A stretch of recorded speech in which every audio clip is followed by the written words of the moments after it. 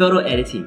I remember the first time I opened up Lightroom, I was really confused because there were so many different buttons and features and tabs. I had no idea where to begin. Thankfully, a friend of mine showed me some really basic stuff, and that started to help me understand how to use the program. So this video isn't gonna be about the different features and how do you get a look in Lightroom. It's gonna be more about the real basic stuff so that you can start to understand the program for yourself. And when I think about Lightroom, I think about it for three reasons: cataloging, editing, and exporting. So let's say we just finished a photo shoot. We come back home, we take the SD card out of the camera, copy the photos onto our computer. Now how do we bring it into Lightroom? This is where cataloging comes into play. And when we're cataloging, we're importing the photos and then we're choosing the ones we like to edit later on. So by far the easiest way I found to do this is in Lightroom. Press the letter G so that you're in the grid view. Jump across to your Finder window, or if you're on a PC, your Windows Explorer. Click and drag the folder into Lightroom and you're going to see this box pop up.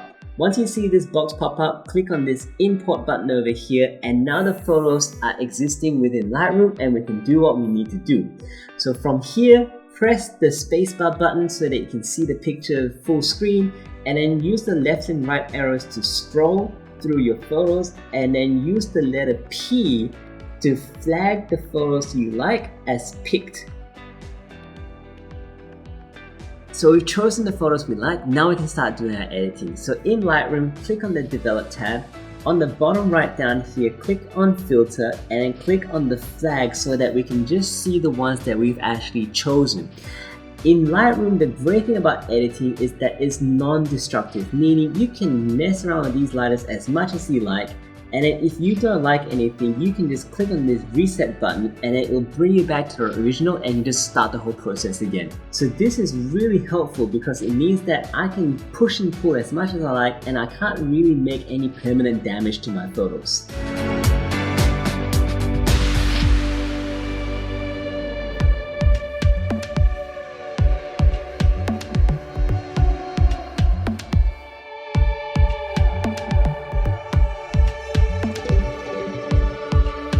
We've finished editing our photos, now it's time to export. And in Lightroom there's multiple ways of doing this, but how I like to do it is going back into the grid view by pressing the letter G, select the photos we want to export, and then click on this button over here.